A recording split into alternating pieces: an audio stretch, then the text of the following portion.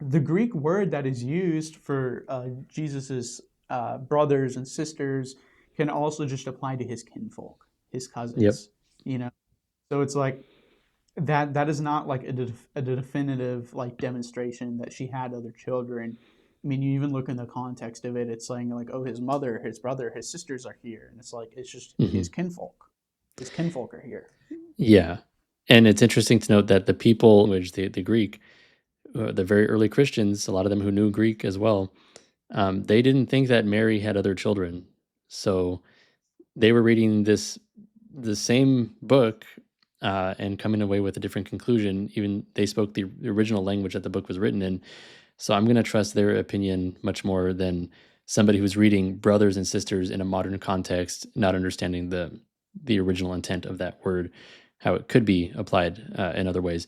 For example, with Abraham and was it Abraham and Lot?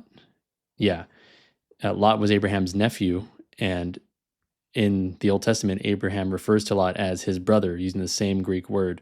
And if you read that verse in the Old Testament, it says brother, but it wasn't his brother, it was his nephew. So this is a word that is not always applied to mean biological brothers or sisters.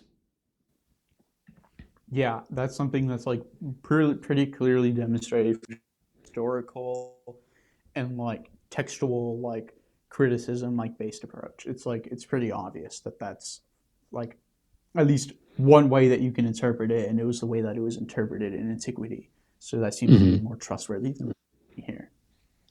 Yeah. As the new Eve fits into God's plan to save us, and see what that has to tell us about Mary's perpetual virginity. Scriptures that give us the doctrine of Mary's immaculate conception and her title, All Holy. We'll see how the Church's belief in Mary's assumption and her coronation as Queen of Heaven and Earth.